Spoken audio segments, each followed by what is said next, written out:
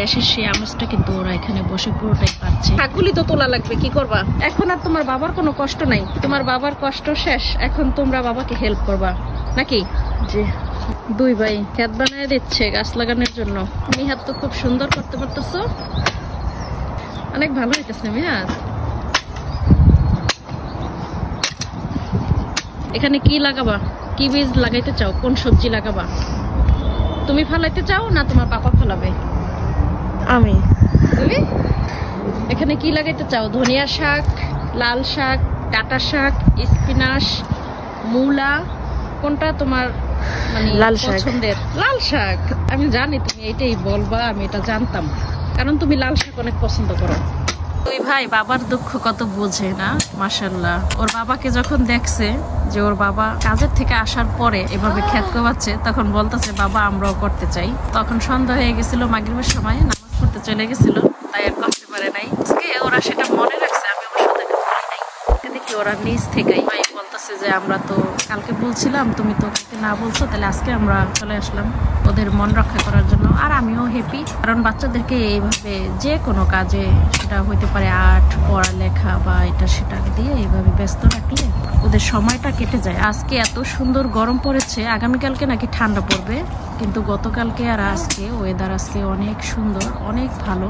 আজকে একটুও ঠান্ডা নাই অবশ্য, যেমন রৌদ্র উঠেছে তেমন গরম।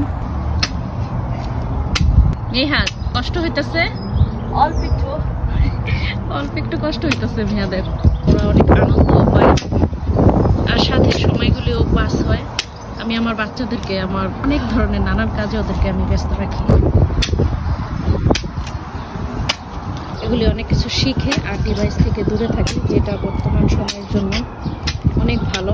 ওদের একটু সময়ও কাটে আর ওদের ভালোও লাগে, ওরা বোঝে আসলে দেশের যে আমেজটা ওরা এখানে বিদেশে থাকলেও কি হবে, দেশের সেই আমেজটা কিন্তু ওরা এখানে বসে পুরোটাই পাচ্ছে। আমরা যখন বাংলাদেশে ছিলাম, আমার বাবাও কিন্তু এরকম খেতে যখন সবজি করতো, তখন আমরা দেখতাম, বাবার কাছে যাইতাম, বাবার কাছ থেকেই কিন্তু আমার এগুলি শেখা। আমি চাই আমার বাচ্চারাও এইভাবে সবুজ পরিবার ভালোবাসুক, গার্ডেন করা ভালোবাসুক, কারণ এটা খুবই, এটা স্বাস্থ্যের জন্য অনেক ভালো। আমার ক্ষেতের এই যে চারপাশে সুন্দর সরিষা ফুল, এই যে সরিষা ফুলগুলি অনেক সুন্দর লাগে, যে আমার ক্ষেতের চতুর্দিকে ভরে আছে। এই যে পুরো এই পাশটা জুড়ে, সাথে গোলাপেরও ফুল আসতেছে। এই যে সামার শুরু হয়েছে, গরম আসার সাথে সাথেই বাগানে ফুল ফোটা শুরু হয়ে গেছে। রাস্তাঘাটে তো চেরি ফুলের জন্য হাঁটাই যায় না, খুবই সুন্দর পরিবেশ। আর আমার বাগানে হয়েছে আমাদের বাংলাদেশি ফুল, সরিষা ফুল, কত সুন্দর, অনেক ভালো লাগে। মিহাদ পানির পিপাসা লাগছে, পানি খেতে চাও? আচ্ছা তাহলে পানি খেয়ে নাও, তারপরে কাজ করো। মেরিদুল এখন ব্রেক নিতেছে, ক্লান্ত হয়ে গেছো, এখন মেরিদুল বসে একটু রেস্ট নিতেছে। মিহাদ এখনো কাজের উপরে আছে। মাশাআল্লাহ মিহাদ খুব সুন্দর হইতেছে, একদম অনেক সুন্দর হইতেছে মিহাদ। এই তো বাচ্চারা শিখে গেছে, এখন আর তোমার বাবার কোনো কষ্ট নাই, তোমার বাবার কষ্ট শেষ, এখন তোমরা বাবাকে হেল্প করবা নাকি? জি জি। এখন তো এই যে পুরো ক্ষেত করতে হবে, ওই যে স্পিনাচি শাক ক্ষেত থেকে উঠাই ফেলাইতে হবে, ধনিয়া পাতা উঠাই ফেলাইতে হবে, এগুলো উঠে এই যে পুরো ক্ষেত একসাথে রেডি করে তারপরে বীজ বপন করতে হবে,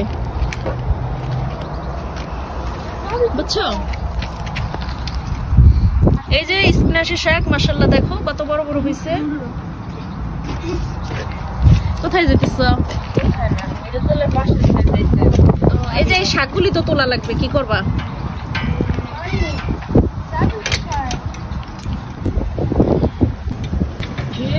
এই যে ধনিয়া শাকগুলি উঠায় ফেলাইতে হবে, বুঝছো?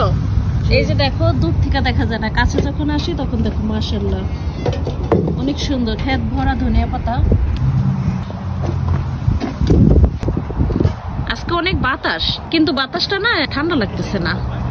আমার ছেলে ক্ষেতে কাজ করে পড়া হয়ে গেছে, জীবনে কোনোদিন করে নাই, প্রথমবার তো শিখতেছো আস্তে আস্তে।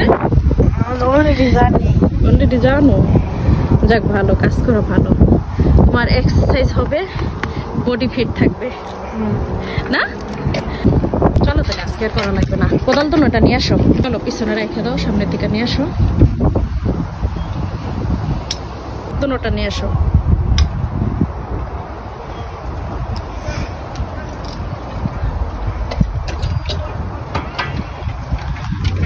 এসে পড়ো।